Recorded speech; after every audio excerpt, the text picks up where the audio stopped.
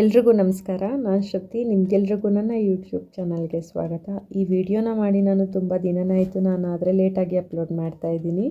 ಹಾಗೆಯೇ ಇದು ತುಂಬ ದಿನ ಆಗಿರೋದ್ರಿಂದ ಒಂದು 3-4 ದಿನದ್ದು ವಿಡಿಯೋನ ಸೇರಿಸಿ ಒಂದು ವಿಡಿಯೋನ ಮಾಡ್ತಾಯಿದ್ದೀನಿ. ಇದೆಲ್ಲ ಮೂಟೆಗಳೇನಂತ ನೋಡ್ತಾ ಇದ್ದೀರಾ. ನಾವು ಊರಿಗೆ ಹೋಗಿದ್ವಿ. ಊರಿಗೆ ಹೋಗಿ ಬಂದಮೇಲೆ ನಮ್ಮ ಮನೇಲಿ ಇದೇ ರೀತಿ ಇರುತ್ತೆ. ಯಾಕಂದರೆ ಅಲ್ಲಿಂದ ಲಗೇಜ್ ಎಲ್ಲ ತೊಗೊಂಡು ಬಂದಿರ್ತೀವಿ ನಾವು.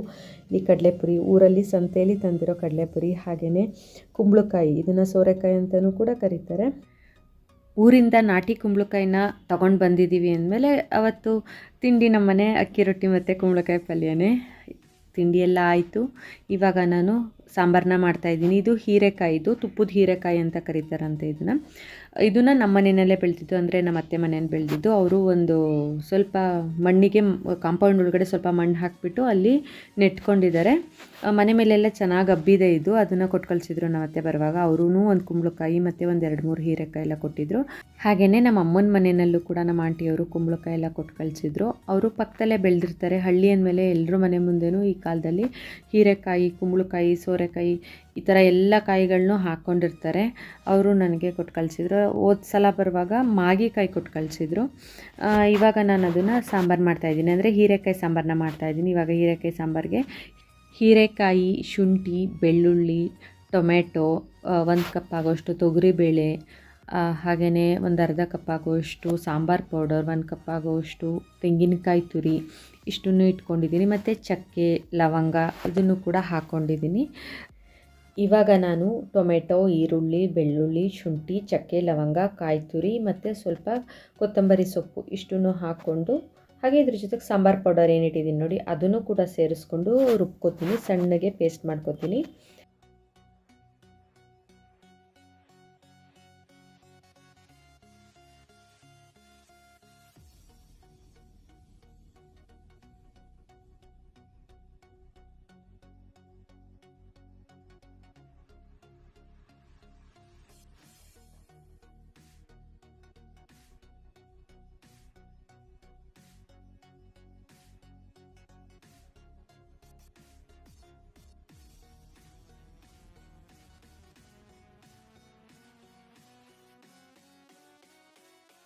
ಅದಾದ ನಂತರ ಇವಾಗ ಬೇಳೆನ ತೊಳೆದು ಒಂದು 2-3 ವಿಷಲ್ ಹಾಕಿಸ್ಕೊತೀನಿ ಕುಕ್ಕರಲ್ಲಿ. ಇದ್ರ ಜೊತೆಗೆ ನಾನು ಹೀರೆಕಾಯಿ ಸೇರಿಸ್ತಿಲ್ಲ, ಬರೀ ಬೇಳೆ ಮಾತ್ರ ಹಾಕಿದ್ದೀನಿ. ಬೇಕಿದ್ರೆ ನೀವು ಇದಕ್ಕೆ ಈರುಳ್ಳಿ, ಟೊಮೆಟೊ ಕೂಡ ಕಟ್ ಮಾಡಿ ಹಾಕ್ಬೋದು. ಬೇಳೆ ಬೇಯೋ ಅಷ್ಟರಲ್ಲಿ ಖಾರ ಕೂಡ ರುಬ್ಬಿ ಇಟ್ಟಿದ್ದೀನಿ, ಸಣ್ಣದಾಗಿ ರುಬ್ಕೊಂಡಿದ್ದೀನಿ ಖಾರನ. ಇವಾಗ ಏನಿದ್ರು ಬೇಳೆ ಬಂದಮೇಲೆ ವಿಷಲ್ ಓಪನ್ ಮಾಡಿಬಿಟ್ಟು ಎಲ್ಲ ಒಟ್ಟಿಗೆ ಹಾಕ್ಬಿಟ್ಟು ಸಾಂಬಾರನ್ನ ಬೇಯಿಸೋದು. ಇವಾಗ ಅನ್ನಕ್ಕೆ ಕೂಡ ಪಕ್ಕದಲ್ಲಿ ಇಟ್ಟಿದ್ದೀನಿ. ಹಾಗೆ ಇದು ಬೆಳಗ್ಗೆ ಮಾಡಿರೋಂತಹ ಕುಂಬಳಕಾಯಿ ಪಲ್ಯ ತುಂಬಾ ಚೆನ್ನಾಗಿರುತ್ತೆ. ನಮ್ಮ ಮನೇಲಂತೂ ಎಲ್ರಿಗೂ ಇಷ್ಟ.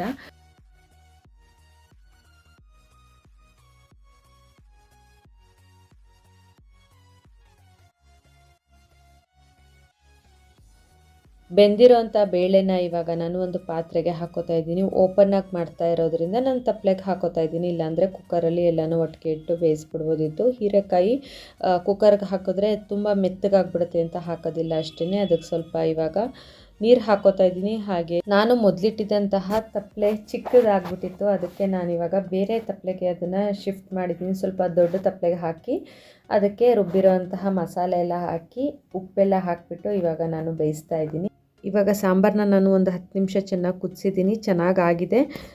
ಹೀರೆಕಾಯಿಯನ್ನು ಬೇಗನೆ ಬೆಂದೋಗುತ್ತೆ. ಹಾಗೆಯೇ ಮೊದಲೇ ಬೇಳೆ ಬೆಂದಿದ್ದರಿಂದ ಸಾಂಬಾರು ಕುದಿಯೋದಕ್ಕೆ ಜಾಸ್ತಿ ಟೈಮ್ ಬೇಕಾಗೋದಿಲ್ಲ. ಮಸಾಲ ಹಸಿ ವಾಸನೆ ಎಲ್ಲ ಹೋಗಿ ಚೆನ್ನಾಗಿ ಘಮ ಘಮ ಅನ್ನೋ ರೀತಿ ಬೆಂದರೆ ಸಾಕು, ಸಾಂಬಾರು ರೆಡಿಯಾಗಿರುತ್ತೆ. ಇವಾಗ ಸಾಂಬಾರು ಕೂಡ ಚೆನ್ನಾಗಿದೆ.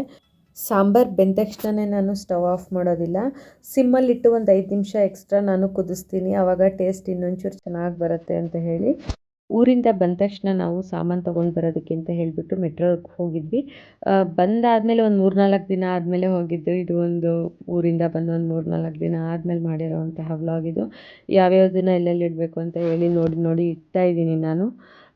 ಈ ಬಾಕ್ಸ್ ಏನಿದೆ ಯೆಲ್ಲೋ ಕಲರಲ್ಲಿ ಒಂದು ಬಾಕ್ಸ್ ಕಾಣಿಸ್ತಾ ಇದೆಯಲ್ಲ, ಆ ಬಾಕ್ಸ್ ಸುಮಾರು ಒಂದು 10 ವರ್ಷದ್ದೇ ಬಾಕ್ಸ್ ಅಂತಲೇ ಹೇಳ್ಬೋದು.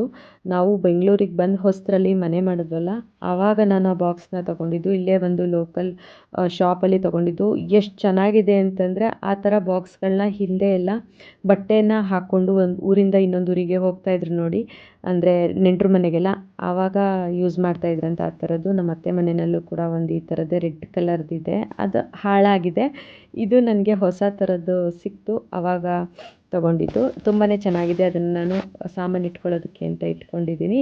ಕ್ವಾಲಿಟಿ ಕೂಡ ಅಷ್ಟೇ ಚೆನ್ನಾಗಿದೆ. ನೆಕ್ಸ್ಟ್ ನಾನಿವಾಗ ನಿಮಗೆ ತೋರಿಸ್ತಾ ಇರೋದು ಇದು ಕಸ ಗುಡಿಸೋ ಪೊರ್ಕೆ. ಇದು ಪ್ಲಾಸ್ಟಿಕ್ದಿದು, ಮುಂದೆ ಎಲ್ಲ ಫುಲ್ ಪ್ಲಾಸ್ಟಿಕ್ಕೇ ಇದೆ, ಆದರೆ ಸಾಫ್ಟ್ ಪ್ಲಾಸ್ಟಿಕ್. ಇದು ತುಂಬ ಚೆನ್ನಾಗಿದೆ. ಇದು ಸ್ಕಾಚ್ ಬ್ರೈಟ್ ಬ್ರ್ಯಾಂಡ್ದಿದು, ಚೆನ್ನಾಗಿದೆ. ಮೊದಲು ಪೊರ್ಕೆಗಳೆಲ್ಲ ಯೂಸ್ ಮಾಡ್ತಿದ್ವಲ್ಲ, ಆ ಪೊರ್ಕೆಗಳೆಲ್ಲ ಧೂಳೆಲ್ಲ ಜಾಸ್ತಿ ಮುಖಕ್ಕೆ ಬಂದಂಗೆ ಆಗ್ತಾಯಿತ್ತು. ನಮ್ಮ ಮನೆಯಲ್ಲಿ ಜಾಸ್ತಿ ಧೂಳು ಬರುತ್ತೆ, ಮೇನ್ ರೋಡ್ ಪಕ್ಕದಲ್ಲೇ ಇರೋದ್ರಿಂದ ಧೂಳಂತೂ ಯಾವಾಗಲೂ ಇರುತ್ತೆ, ಕಾಣಿಸೋದಿಲ್ಲ. ಈ ಟೈಲ್ಸ್ ಏನಿದೆ ಇದು ಒಂಥರ brownish colour, dark brown colour ಇರೋದ್ರಿಂದ ಕಾಣಿಸಲ್ಲ ಅಷ್ಟೇ. ವೈಟ್ ಕಲರ್ದಾಗಿದ್ದರೆ ತುಂಬ ಕಾಣಿಸ್ತಿತ್ತು ಚೆನ್ನಾಗಿ, ಗಲೀಜಾದ್ರೂ. ಎಷ್ಟು ಚೆನ್ನಾಗಿ ಮನೆ ಒರೆಸಿ ಕ್ಲೀನ್ ಮಾಡಿದ್ರೂ ಕೂಡ ಒಂದು ಅರ್ಧ ಗಂಟೆಗೆ ಆಲ್ರೆಡಿ ಧೂಳು ಥರನೇ ಇರುತ್ತೆ. ಎಲ್ಲನೂ ನೀಟಾಗಿ ಯಾವಾಗಲೂ ಕ್ಲೀನ್ ಮಾಡ್ಕೊತಾನೆ ಇರಬೇಕು. ಯಾಕಂದರೆ ಮೇನ್ ರೋಡ್ ಹತ್ರ ಇರೋದ್ರಿಂದ ಮನೆಗಳಿಗೆ ಧೂಳು ಬರೋದು ಸರ್ವೇ ಸಾಮಾನ್ಯ. ನಾನು ಅನ್ಕೋತಾ ಇರ್ತೀನಿ, ಏನು ಗಲೀಜೇ ಆಗಿಲ್ವಲ್ಲ ಅಂತ ಹೇಳ್ಬಿಟ್ಟು, ಆದರೆ ಕಸ ಗುಡಿಸಿದ್ರೆ ಒಂದಷ್ಟು ಧೂಳಿರುತ್ತೆ. ನಾನು ಅದಕ್ಕೋಸ್ಕರ ಈ ರೀತಿ ಪ್ಲಾಸ್ಟಿಕ್ದು ಚೆನ್ನಾಗಿದೆ ಅಂತ ಹೇಳಿಬಿಟ್ಟು ತೊಗೊಂಡು ಬಂದಿದ್ದೀನಿ. ಹಾಗೆಯೇ ನಾವು ಅಲ್ಲಿಂದ ಡೆಕತ್ಲಾನ್ಗೆ ಹೋಗಿದ್ವಿ. ಇವಳಿಗೆ ಸ್ಪೋರ್ಟ್ಸ್ ವೇರ್ ಬೇಕಾಗಿತ್ತು, ಅದಕ್ಕೋಸ್ಕರ ನಾವು ತೊಗೊಂಡು ಬರೋದಕ್ಕೆ ಹೋಗಿದ್ವಿ. ಅಲ್ಲಿ ಇದನ್ನು ತೊಗೊಂಡು ಬಂದಿದ್ದು. ಇದೇನೆಂದರೆ ಸ್ನಾನ ಮಾಡಿದಾಗ ತಲೆಗೆ ಕಟ್ಕೋತಾರಲ್ಲ ಟವಲ್, ಅದನ್ನು 2 ತೊಗೊಂಡು ಬಂದಿದ್ದೆ. ಹಾಗೆಯೇ ಮೆಟ್ರೋಯಿಂದನೇ ಇದನ್ನು ಹೆಲ್ಮೆಟ್ನ ತೊಗೊಂಡು ಬಂದಿದ್ದು. ಲಾಸ್ಟ್ ಟೈಮ್ ಹೋದಾಗ ನೋಡಿದ್ದೆ ಹೆಲ್ಮೆಟ್ ಚೆನ್ನಾಗಿತ್ತು, ಇದು ಬೇಗ ಅದು ಇವಳಿಗೆ ಬೇಕಿತ್ತು, ಅಂದರೆ ನಿರೀಕ್ಷೆಗೆ ಬೇಕಿತ್ತು ಹೆಲ್ಮೆಟ್. ಹಾಫ್ ಹೆಲ್ಮೆಟ್ ಇತ್ತು, ಇವಾಗೆಲ್ಲ ಫುಲ್ ಹೆಲ್ಮೆಟ್ ಹಾಕಬೇಕು ಅಂತ ರೂಲ್ಸ್ ಇರೋದ್ರಿಂದ ನಾನು ಅವಳಿಗೂ ಕೂಡ ಒಂದು ಫುಲ್ ಹೆಲ್ಮೆಟ್ನ ತೊಗೊಂಡು ಬಂದೆ. ನನಗೆ ಆಲ್ರೆಡಿ ಇದೆ, ಇವಳಿಗಿರಲಿಲ್ಲ, ಅದಕ್ಕೋಸ್ಕರ ಫುಲ್ ಹೆಲ್ಮೆಟ್ ಅವಳಿಗೂ ತೊಗೊಂಡು ಬಂದೆ. ಹಾಗೆಯೇ ಮೆಟ್ರೋದಲ್ಲೇ 2 ಪಿಲ್ಲೋಗಳನ್ನೂ ಕೂಡ ತೊಗೊಂಡು ಬಂದಿದ್ದೀವಿ, ಸಾಫ್ಟಾಗಿರೋಂತಹ ಪಿಲ್ಲೋಸು. ಫಸ್ಟ್ ಇದ್ದಿದ್ದು ಹತ್ತಿ ದಿಂಬು ಏನಿದೆ, ಆ ದಿಂಬು ಸ್ವಲ್ಪ ಯಾಕೋ ಮಲಗಿದಾಗ ಕುತ್ತಿಗೆ ನೋವು ಬರೋದು, ತಲೆನೋವು ಬರೋದು ಹಾಗಾಗ್ತಾಯಿತ್ತು. ಅದಕ್ಕೋಸ್ಕರ ಈ ರೀತಿ ಸಾಫ್ಟಾಗಿರೋಂತಹ 2 ಪಿಲ್ಲೋಸ್ನ ತೊಗೊಂಡು ಬಂದಿದ್ದೀನಿ. 3 ಬೇಕಿತ್ತು ಆ್ಯಕ್ಚುಲಿ, ಅವಳಿಗೆ ನನಗೆ ನಮ್ಮ ಮನೆಯವ್ರಿಗೂ 3 ಬೇಕಿತ್ತು. ನಾವು ತೊಗೊಳ್ಳುವಾಗ ಬರೀ 2 ತೊಗೊಂಡ್ಬಿಟ್ವಿ. ನೆಕ್ಸ್ಟ್ ಇಲ್ಲೇ ನಮ್ಮ ಮನೆ ಹತ್ರನೇ ಒಂದು ಶಾಪಿಗೆ ಹೋಗ್ಬಿಟ್ಟು ಇನ್ನೊಂದನ್ನು ತೊಗೊಂಡು ಬಂದಿದ್ದೀನಿ.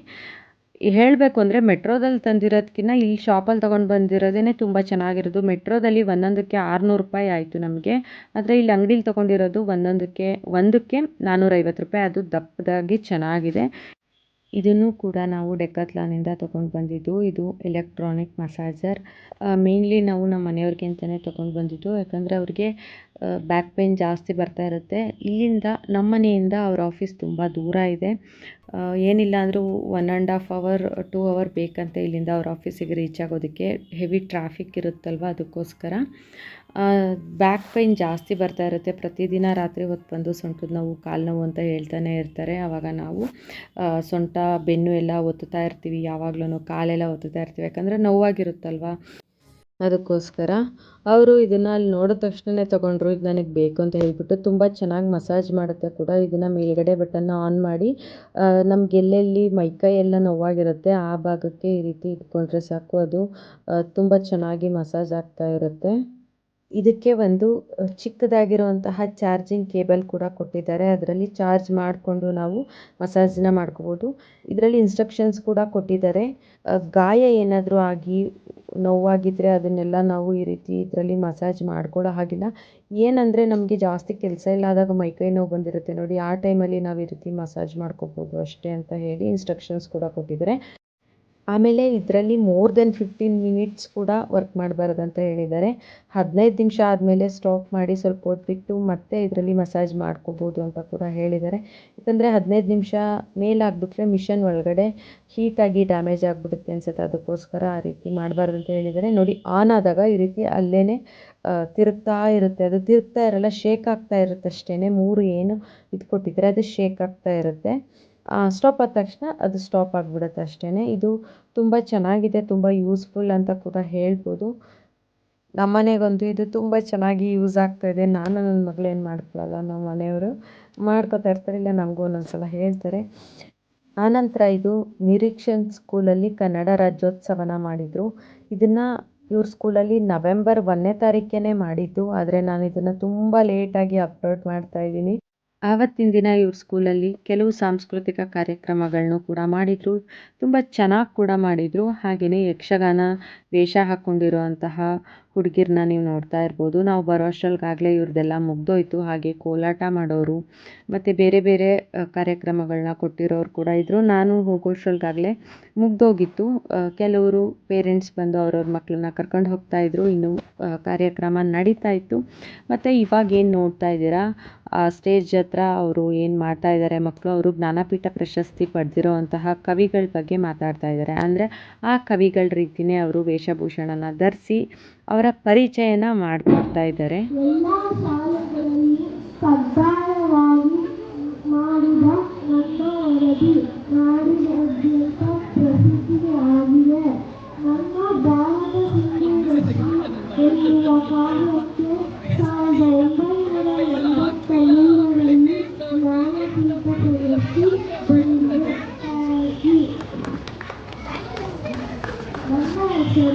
Doctor U R Ananthamurthy. ನನ್ನ ಪೂರ್ಣ ಹೆಸರು. ಆವತ್ತಿನ ದಿನವೇ ಇವರು ಸ್ಕೂಲಲ್ಲಿ ಪುನೀತ್ ರಾಜ್ಕುಮಾರ್ ಅವರ ಸ್ಮರಣೆ ಕೂಡ ಮಾಡಿದರು. ಹಾಗೆಯೇ ಇವ್ರ ಸ್ಕೂಲಲ್ಲಿ ಒಬ್ಬರು ಸರ್ ಅವರ ತುಂಬ ದೊಡ್ಡ ಅಭಿಮಾನಿಯಂತೆ ಅವರು ಪುನೀತ್ ರಾಜ್ಕುಮಾರ್ ಅವ್ರದ್ದು ಒಂದು ಹಾಡನ್ನ ಕೂಡ ಹಾಡ್ತಾ ಇದ್ದಾರೆ. ಪುನೀತ್ ರಾಜ್ಕುಮಾರ್ ಅವ್ರದ್ದು ಮೊದಲನೇ ವರ್ಷದ ಪುಣ್ಯತಿಥಿ ದಿವಸನೂ ಕೂಡ ಇವ್ರ ಸ್ಕೂಲಲ್ಲಿ ಹೂವಿನ ನಮನ ಅಂತ ಒಂದು ಕಾರ್ಯಕ್ರಮ ಮಾಡಿದರು. ಕಾರ್ಯಕ್ರಮದ ಕೊನೆಯಲ್ಲಿ ರಾಜ್ಕುಮಾರ್ ಅವ್ರದ್ದು ಹುಟ್ಟಿದರೆ ಕನ್ನಡ ನಾಡಲ್ಲಿ ಹುಟ್ಟಬೇಕು ಅನ್ನೋ ಹಾಡಿಗೆ ಇವ್ರ ಸ್ಕೂಲಲ್ಲಿರೋ ಎಲ್ಲ ಟೀಚರ್ಸು ಕೂಡ ಡ್ಯಾನ್ಸ್ ಮಾಡಿದ್ರು. ತುಂಬಾ ಚೆನ್ನಾಗಿತ್ತು. ಸ್ಕೂಲ್ಗಳಲ್ಲಿ ಬರೀ ಓದೋದು ಹಾಗೆ ಇಂಗ್ಲೀಷ್ ಕಲಿಸೋದು ಮಾತ್ರ ಅಲ್ಲದೆ ಈ ರೀತಿ ಕನ್ನಡ ಕಾರ್ಯಕ್ರಮಗಳನ್ನು ಮಾಡ್ತಾಯಿದ್ರೆ ನಮ್ಮ ಮಕ್ಕಳಿಗೆ ನಮ್ಮ ಕನ್ನಡ ಭಾಷೆ ಮೇಲೆ ಅಪಾರವಾದ ಗೌರವ ಪ್ರೀತಿ ಇನ್ನೂ ಹೆಚ್ಚಾಗುತ್ತೆ. ನಮಗಂತೂ ನಮ್ಮ ಭಾಷೆ ಮೇಲೆ ತುಂಬ ಅಪಾರವಾದ ಪ್ರೀತಿ ಗೌರವ ಇದೆ. ನಾವಂತೂ ಯಾವತ್ತೂ ನಮ್ಮ ಭಾಷೆನ ಬಿಟ್ಕೊಡೋದಿಲ್ಲ. ಅದ್ರ ಬಗ್ಗೆ ಇನ್ನೂ ಹೆಚ್ಚು ಗೌರವ ಪ್ರೀತಿ ಜಾಸ್ತಿ ಆಗುತ್ತೋ ಹೊರತು ಕಡಿಮೆ ಅಂತೂ ಆಗೋದಿಲ್ಲ. ನನಗಂತೂ ಸ್ಕೂಲಲ್ಲಿ ಮಾಡಿರೋಂತಹ ಈ ಕಾರ್ಯಕ್ರಮದ ಬಗ್ಗೆ ತುಂಬಾ ಖುಷಿ ಆಯಿತು. ಇಲ್ಲಿ ನಾನು ಹಾಡನ್ನ ಹಾಕಿಲ್ಲ, ಯಾಕಂದರೆ ಕಾಪಿರೈಟ್ ಕ್ಲೈಮ್ ಆಗುತ್ತೆ ಅಂತ ಹೇಳಿ ವಿಡಿಯೋದಲ್ಲಿ ಇರುವಂತಹ ಸಾಂಗ್ನ ನಾನು ಮ್ಯೂಟ್ ಮಾಡಿ ವಾಯ್ಸ್ ಓವರ್ನ ಕೊಡ್ತಾ ಇದ್ದೀನಿ. ಸ್ನೇಹಿತರೆ, ಇದಿಷ್ಟು ಇವತ್ತಿನ ವ್ಲಾಗ್ ಅಂತ ಹೇಳ್ಬೋದು. ಈ ವ್ಲಾಗ್ನ ನಾನು ಇಲ್ಲಿಗೆ ಮುಗಿಸ್ತಾ ಇದ್ದೀನಿ. ನಾನು ನಿಮಗೆ ನನ್ನ ಇನ್ನೊಂದು ಹೊಸ ವ್ಲಾಗ್ ಜೊತೆಗೆ ಸಿಗ್ತೀನಿ. ಅಲ್ಲಿವರೆಗೂ ಎಲ್ರಿಗೂ ಟೇಕ್ ಕೇರ್, ಬಾಯ್.